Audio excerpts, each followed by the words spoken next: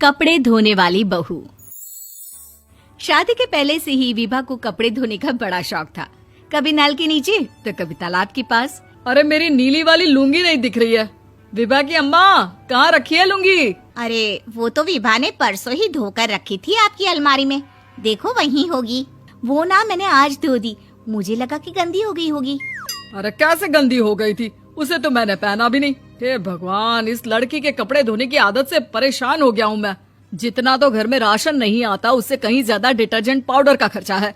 इसकी शादी करवा दो, शादी जाए अपने घर में ही करे काम, फिर चाहे घर के कपड़े धोने हो या पूरे गांव के। हाँ ठीक बोल रही हूँ, देखता हूँ मैं कोई लड़का। वो दिन भी आ जाता है जब विभा को देखने लड़के वाले आ जाते हैं। लड़की मुझे अच्छी लगी। होने वाली सास कहती है, बेटी अगर कुछ पूछना है तो पूछ लो। वैसे तो हमारी लड़की बहुत ही शर्मीली है, जो बोल दो वो मान लेती है, इसे क्या पूछना होगा। अरे कैसी बात कर रही हो माँ, मुझे इन लोगों के घर रहना है, सवाल तो कई है।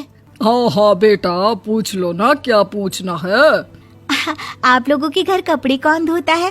सास का मुंह बन जाता है। देखो, अगर तुम ये कहना चाहती हो कि तुम्हें कपड़े धोने नहीं आते तो सुन लो, कपड़े मैं ही धोती हूँ, लेकिन तुम्हारे आ जाने के बाद मैं रुमाल तक नहीं धोऊंगी। अरे चुप रहना भाग्यवान, बहू बेचारी घर आई नहीं, उसे डराना शुरू कर दिया। वो क्या है ना बिटिया, अभी तक तो ये कल्लू की माँ ही धोती थी, लेकिन अब तुम्हारे पापा तो दहेज में वॉशिंग मशीन देंगे ही। तभी विभा की माँ बोल पड़ती है, सवाल भी पूछा तो क्या। वैसे भाई साहब, मशीन की तो फिर भी कपड़े धोने की कैपेसिटी होती है। मतलब जो बिटिया दे रहे हैं ना विभा, इसे कपड़े धोने का बहुत शौक है। ये आप लोगों के क्या, आस पड़ोस गांव मोहल्ले सबके कपड़े धो दे और उफ तक ना करे। बाहर देखा नहीं आपने कितने कपड़े सूख रहे हैं, सब हमारी बिटिया ने ही तो धोए हैं। बस भी करो ना माँ, शर्म आ रही इतनी तारीफ सुनकर। और तो और एक दाग निकाल कर दिखाओ तो मान जाओ। हाँ अच्छा अच्छा, माफ करना बेटा, मैंने गलत समझा। हमें तो रिश्ता बहुत पसंद है।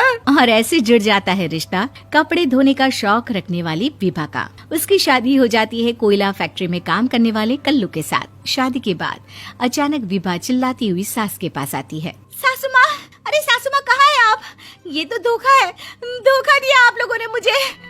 इसे ससुर के चक्कर के बारे में पता चल गया। अरे तो उसमें तुझे क्यों धोखा मिला है? अरे नल में पानी नहीं आता, कपड़े कैसे कब धुलेंगे? अच्छा अच्छा, तू पानी नहीं आ रहा उसकी बात कर रही है। तो आपने क्या सोचा? कुछ नहीं। अच्छा हाँ, तेरी माँ ने कहा था कि कपड़े धोने का शौक है तुझे, याद आया मुझे। शौक शौक बोलकर कपड़े धोने वाले मेरे जुनून को कम ना आके सासू माँ, कपड़ा धोना मेरा गुरूर है। तभी पति भी वहाँ आ जाता है। अभी अभी मैंने इसे सनी देओल की फिल्म दिखाई है, उसी के डायलॉग मार रही है माँ। अच्छा सुन, साफ साफ बता रही हूँ, पानी सुबह 4 से 6 और शाम को 10 से 12 आता है, समझी? विभा टाइमिंग सुनकर हैरान हो जाती है। ये क्या भूतों का मोहल्ला है? सुबह 4 बजे उठकर कौन कपड़े धोता है? 4 बजे टंकी में पानी जाता है, फिर सारा दिन धोना ना, किसने मना किया? अरे कैसे बात कर रही हैं? 200 लीटर की टंकी में कितने कपड़े धो लूंगी मैं, सुबह ही उठ जाऊंगी मैं। अब क्या था, विभा सुबह 4 से लेकर रात के 12 बजे तक कपड़े ही धोती रहती। एक रोज सास पड़ोस से निकलकर कहीं जा रही होती है कि साथ वाली कहती है, हाँ कल्लू की माँ, जरा ये बताओ कि 2 साड़ी है, 2 ब्लाउज और एक पेटीकोट और एक नाड़े वाला लंबा कच्छा। हाँ तो? अरे तो क्या, कितना लोगी धुलाई ये बताओ। धोबन दिख रहे हैं हम क्या? हमारे पति सरकारी नौकरी से अभी अभी रिटायर हुए हैं और बेटा सुपरवाइजर है कोयला फैक्ट्री में। धोबन समझ रखा है हमें। हाय रे कल्लू की अम्मा, माफ कर दो, वो तो मोहल्ले में यही सब बता रहे थे कि तुमने बहू को कपड़ा धुलवाने के काम में लगा दिया है। सास को पड़ोसन की बात सुनकर गुस्सा आ जाता है। वो घर पहुंचती है जहां घर के बाहर ही इतने सारे कपड़े सूख रहे होते हैं जितने कि किसी धोबन के घर पर। अरे ओ कल्लू की दुल्हन, बाहर निकल।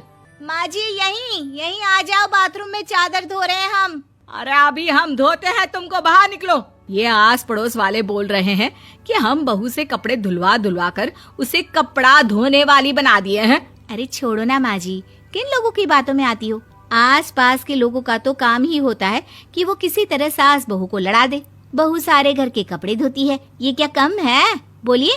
सास को भी लग जाता है कि वो बहू का ये सनकीपन नहीं छुड़वा सकती, इससे अच्छा है कि खुद ही चुप हो जाए।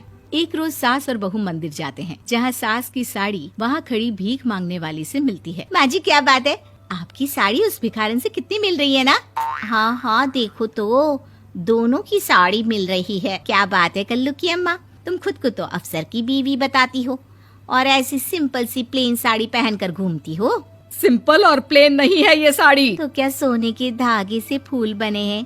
कुछ भी सासू माँ, कुछ भी। हाँ बने थे इस साड़ी में सोने के धागे से फूल। मेरे पति लेकर आए थे मद्रास से स्पेशली मेरे लिए 10,000 की। ताहे भाई साहब इस भिखारन के लिए भी सेम टू सेम साड़ी लेकर आए होंगे 10,000 की।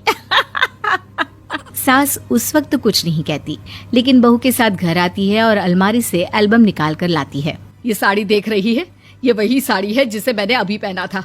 इस साड़ी में ये जो चमकदार फूल दिख रहे हैं ना, ये सोने के धागों से काढ़े गए हैं। लेकिन तू लोकल वॉशिंग मशीन ब्रश से घिस घिस कर सारे फूलों को निकाल कर साड़ी प्लेन कर दी। मुझे माफ कर दीजिए सासू माँ। और तो और, जब मैंने तुझे तेरी गलती के लिए कुछ नहीं कहा, लेकिन तूने तो सबके सामने मेरा मजाक ही बना दिया। क्यों? बहू को समझ में आ जाता है कि अब से उसका कपड़े धोना बंद।